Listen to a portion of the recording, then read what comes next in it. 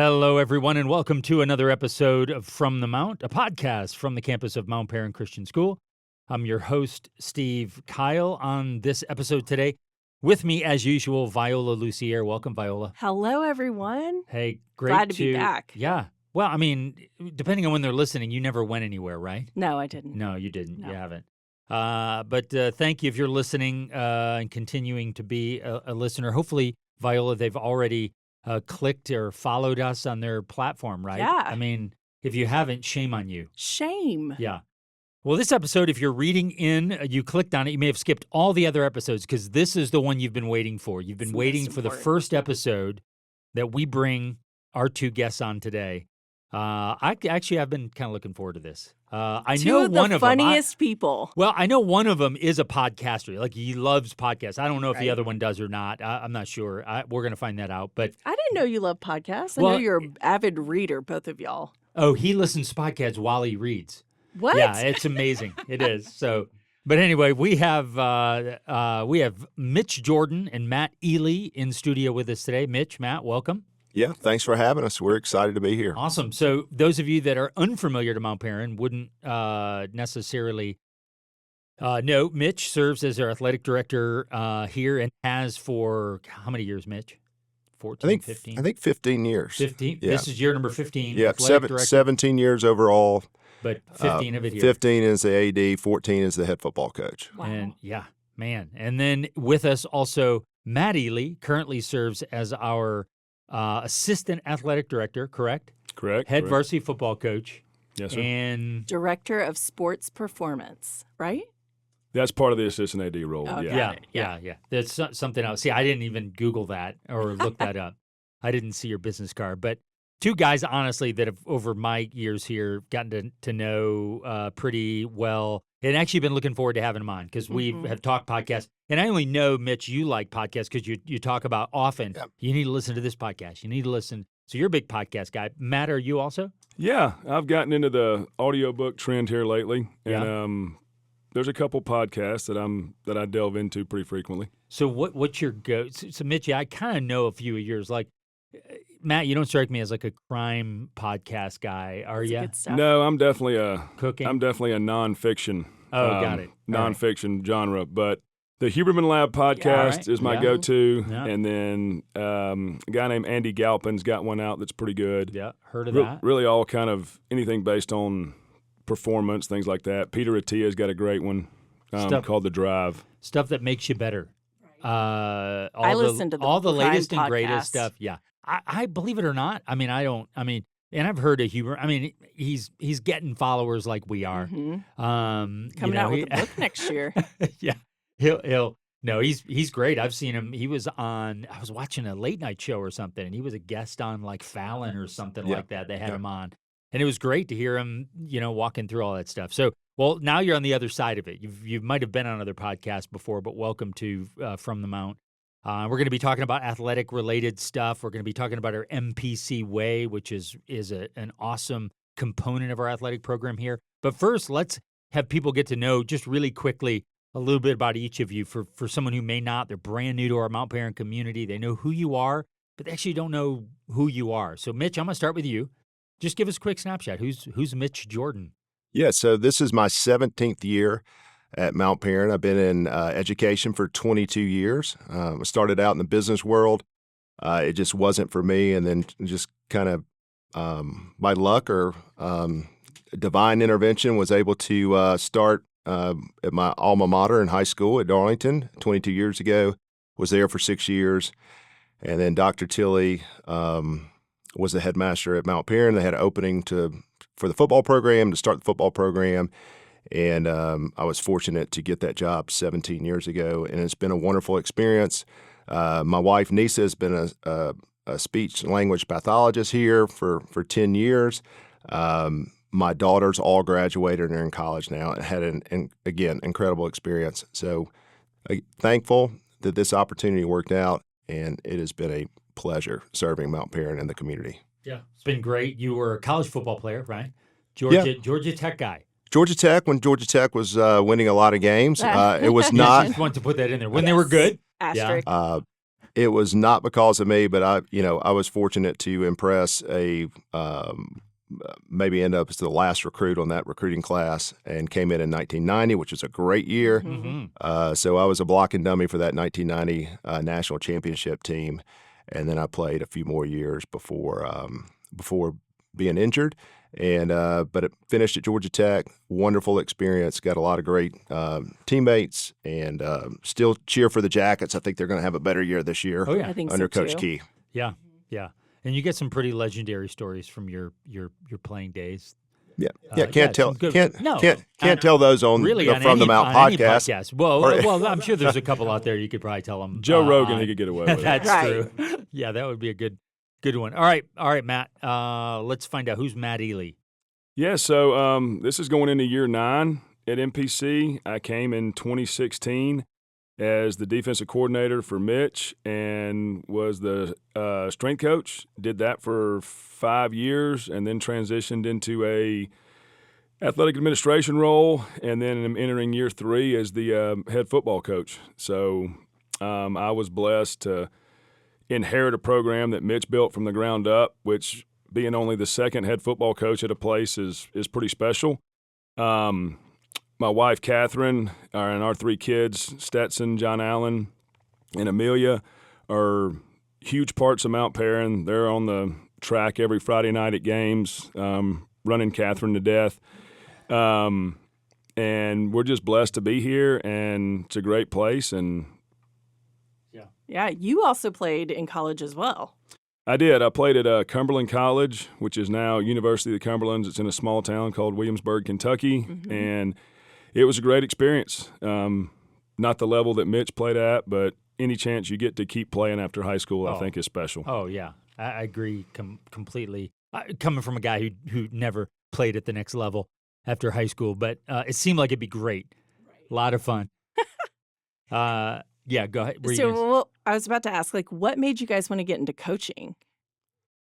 Well, for me, it just wasn't the same. I just tried to feel that camaraderie and that just competitive nature and just love of competition. And you also wanted to make a difference. And for me, that just wasn't happening in the business world.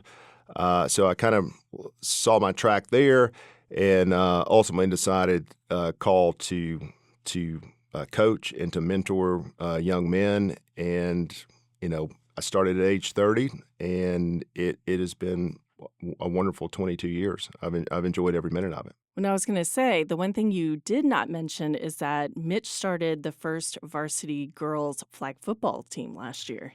We did. That was actually really fun. And that was a lot of fun, not as much pressure as coaching high school football. Yeah. Right. But it will get there. It's a fast-growing sport. The girls had a good time. I had a blast. And we won a couple games, I think. But the most important thing is we had a lot of fun. It was a lot of fun.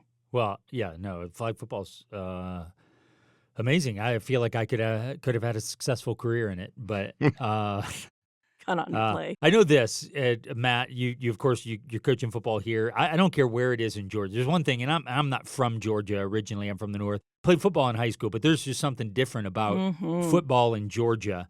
There's just a pressure that comes with being a head coach at a high school of a football program in the South, of course. But I think, of course, there are some key places, and Georgia is one of them. I'm not wrong to say that it's a pretty pressure-filled position, right? Yeah, you're correct to say that. Anywhere, any. Certainly it is, but there are different levels. You're a football coach in Texas, in Georgia, in maybe Florida. There are some places in the country that they care a little bit more about it. I think. I mean, maybe it's just me. For my, I mean, no, you're exactly right. There. I don't think there's the external pressure at Mount Perrin per se, like you might have at Valdosta High School or some of the bigger schools. But typically, football coaches are wired differently, and there's definitely an internal pressure that's there. And I see it in Matt's face a lot of times when I go home and he's struggling with a certain situation. I'm just, sometimes I walk away and, man, I'm thankful that's not me anymore. Yeah.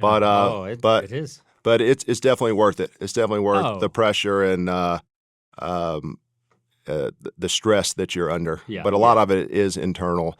But yeah, football's big in the South, big in Texas, and arguably Georgia's one of the best football states, if not the best in the country. Talent-wise, yeah. And I just think because of that, and even though the pressure isn't that way here, we don't have parents with maybe that. There still is that. Like, it's still football in Georgia on a Friday night, and there's just something about it. And it's one of my favorite times of year is this time of year. I just love Friday, Saturdays. I even still like NFL football. So Friday, Saturday, Sundays for me are just it's the best time between now and the national championship is really the best time of the year for a sports fan. So well, Matt, why did you get into coaching?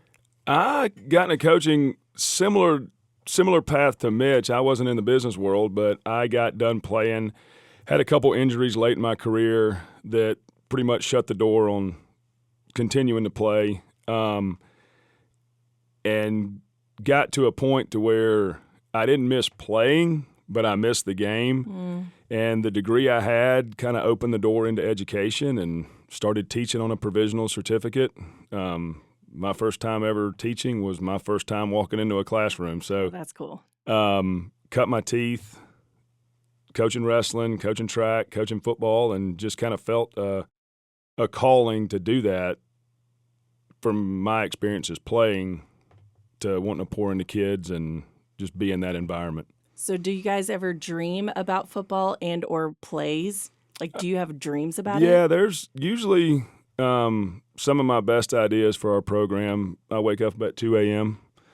and have an idea. Really? Can't think, kind of mind racing, things like that. So that's another reason I listen to some of those podcasts. They talk about They talk about sleep. Yeah. I wouldn't. Wow. I wouldn't see that. That's the part of because I already do that with some other things. But then for me, it's why I don't coach anymore. Is because there's enough things that wake me up. I don't need that. I don't need to be just popping up with Tecmo Bowl plays running through my head or whatever. It's a lot. Well, and before we get into the nitty gritty, I do want to hear what was your favorite football memory. So this could be either you coaching or playing or something that you saw someone else do, but what was your Pop favorite? Warner. Yes. I'll go first. I mean, for me, there were a lot of great memories, but the 2014 state championship with everything coming together, the coaching staff that we had, and the players were amazing. And we're going to celebrate that 10-year anniversary this year at homecoming. I'm looking forward to seeing the guys, but it was a special group, special time, and I always thought we would get there at Mount Perrin, but it happened a little bit faster than I anticipated. But just a wonderful memory. We packed that lower level of the Georgia Dome, had a huge crowd, and just the celebration. It was just a surreal moment, and probably that's definitely number one. Yeah, there's a lot for me too. Probably the biggest one was on a personal level. We were going through some serious struggles with our oldest son from a medical standpoint, and this was back in 2014. I was not here, but the same year Mitch and them won the state championship, and we were literally in a doctor's office that morning. It was a Friday morning, and received some not good news, and had to go home and process. And Catherine, my wife, was like, "You need to go coach." I was like, "Catherine, I can't even form a sentence right now." So somehow pulled it together, went and coached. It was a big game in that season, that instance. So just having that memory of that whole day and then ultimately winning that game is pretty special to me. I love that. That's cool. I have a football. I mean, do you want to hear my favorite football? Yeah, I would actually. Is it Michigan? No, I actually played high school football. Did you? Yeah, I did play high school football. And when I say that, football in Michigan is not the same. We weren't a powerhouse by any stretch. Wait, what position did you play? I was a wide receiver on a team that only threw the ball twice a game. So I was more of a blocking receiver at 140 pounds soaking wet. Nice. And then I was a defensive back on defense. We would sometimes play both ways. And now that I did I had a season 4 or 5 picks in a season, caught one in the end Oh, wow. zone at the only game my dad ever came to, That's and he was standing in the end zone. He was a smoke. You know, he wasn't going to go up in the stands, so he would right. just stand out in the. And I was right in front of him when I did it. You know, saved a touchdown from being scored. It was Nice. yeah, but it wasn't enough to get me into the next level. And then what positions did y'all play? So high school, I was a running back and inside linebacker, and then inside linebacker in college. From third grade on, I was a lineman. Yeah. So, Okay, what position Yeah. would you want to play? if I had to go back and do it again, playing offensive line was pretty fun. Really? So, Okay. yeah, Listen, the more, I think I'm a huge fan of. I mean that they're the game makers. Mm-hmm. I mean, you got skilled players, but if you don't have an offensive line and Protectors. oh, it's just great. Yeah, they're the heroes, man. They're the heroes. You're a hero. You're Matt. here, and thank you you, don't Matt. wear All a right, cape. let's talk MPC Way now. Let's get into this because when it was actually my first year here that this kind of was birthed. I remember it. I remember learning so many different things, and I remember Mitch. Maybe it was you that came into one of our meetings. Maybe the EC you were updating us on this whole process of the MPC Way, and so which is essentially these 5 kind of core values for our athletic program. But I want to start why. Obviously, our athletic program existed for many years without him. But at some point, under your leadership as athletic director, it was, hey, this is something that's going to be really important. Can you kind of walk us through 2016, 17, what led to the creation of the MPC Way? Yeah, so we always talked about the 3 A's: academics, arts, and athletics. And we felt like, building a championship culture and really solidifying that across all sports as an athletic program is to look, at what do we really believe in? What do we want student athletes to embody as core values? So we formed a group of coaches, and you've probably heard some of these names. That Selena Chansey was a part of that group, multi-state championships. She's actually been on the podcast Yep, before. Yeah. incredible. Jason Beard, who's coached everything and is now our high school director. He's been on the podcast already before. Yeah. There we go. Paige Johnson won 10 straight state championships, and we were continuing to go even after she retired, but put us on the map in terms of cheerleading. Phenomenal leader. Logan Beer, who's a very successful coach at George Walton Academy. Greg Phillips, who's now was a coach here and is now a successful athletic director. Lisa Hicks, who was my assistant, played collegiate basketball, and Coach Ely, who was here serving as our strength coach and defense coordinator. So we had a great group, people that I trusted, really believed in, and sought the same things. And we kind of went through the process of what it's going to look like for really us as coaches and what we wanted our athletes to embody. So that was the first step. We followed a guy named Jeff Jansen, who does a lot of team building and leadership from the college level, had a book, How to Build and Sustain a Championship Culture. And that kind of served as our model and framework to start the process. And then from there, once we came up some ideas and some values and what we believed in, then we looked for buy-in from our athletes. And so we got 2 of our student athletes from each, some of our high achievers, and formed a group of students. And then from there, we started the process of really having them think about what it means to be an MPC athlete. And from there, I mean, we've got guys like David Gray, who's now in flight school, Air Force Academy grad. We got John Robert Sess, who's an All-American lacrosse player. Sarah Hayes Farley, who was an incredible volleyball player and played collegiately. You got Bo Stallings, Abby Gardner. Some of these names you might recognize, but just incredible people. Nathaniel Rader, I can't leave Nathaniel out, who was at the Naval Academy.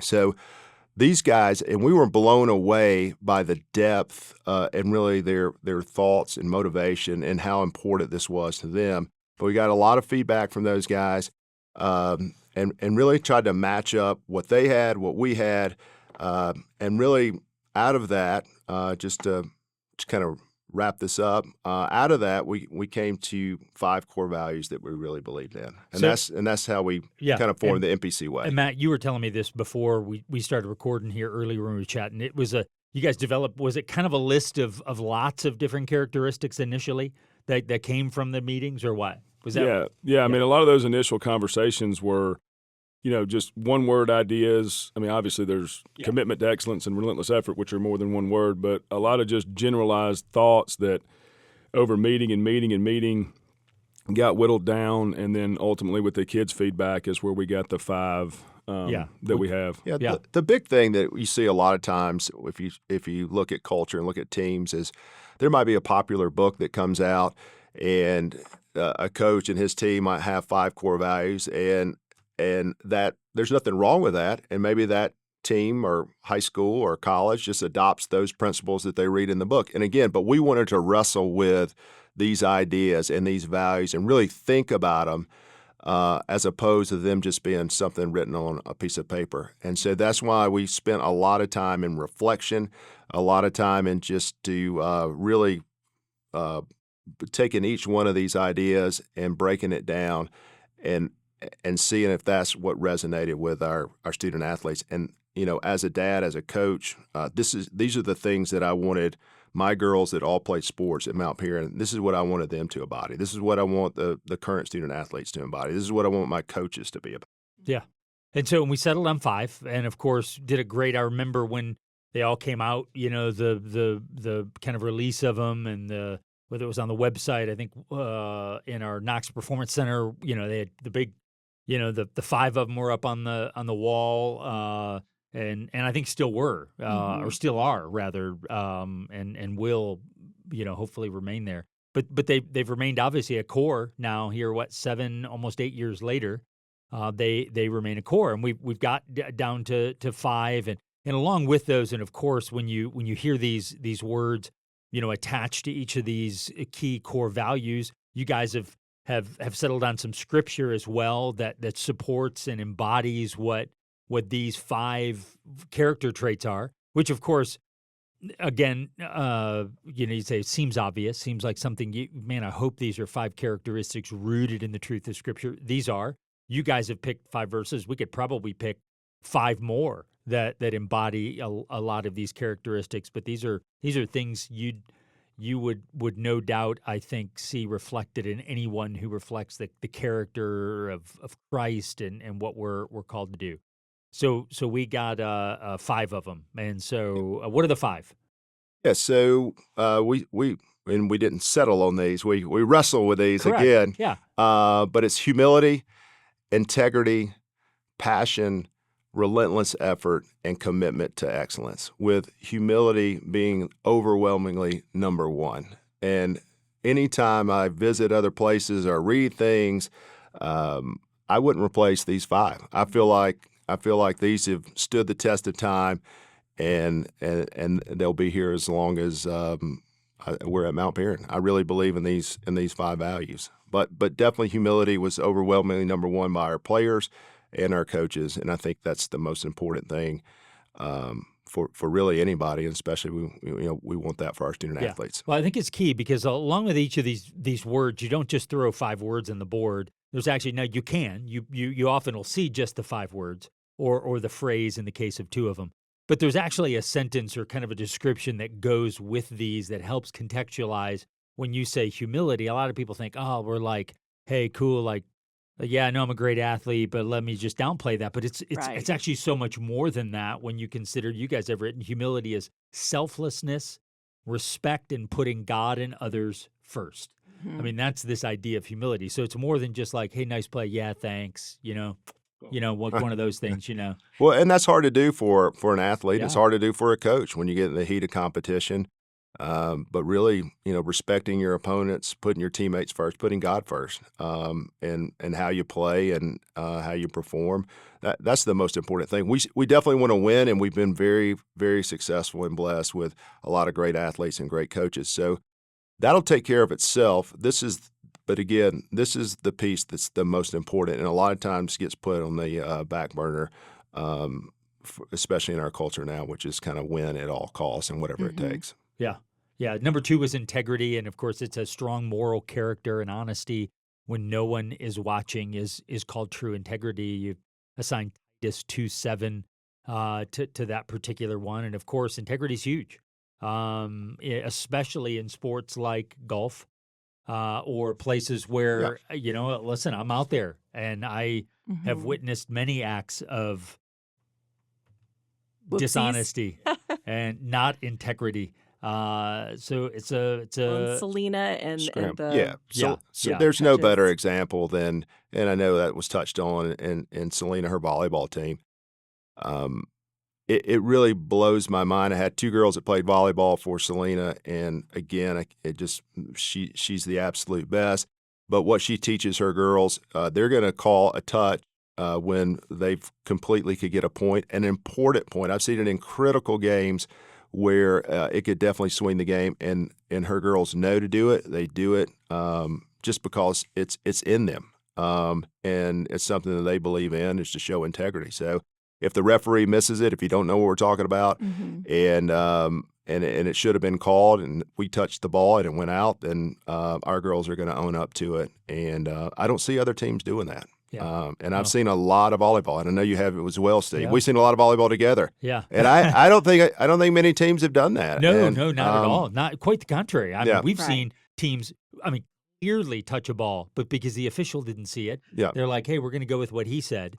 So no, we've genuinely seen the exact opposite in teams. So for sure, that's and then not our a common softball team. I love the fact it could be a heated game, and this is more about from a humility standpoint. But I love to watch them pray with the other team. It could be a public school team that's not allowed, but every time we're going to go to a game today. And that'll be something that they're going to do after the game. Yeah. They're going to share God's word, win, lose, doesn't matter.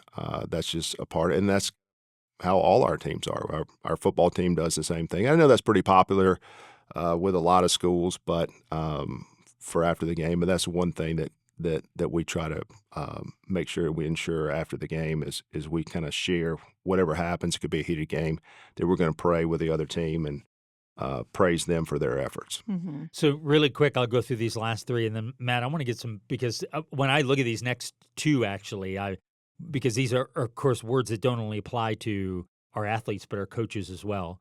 And so of course, Mitch already went down the list with humility, integrity. We have passion, which is a deep love for the game and a drive to achieve, embodied in Colossians 3:17. We see this idea of hard work and determination, relentless effort.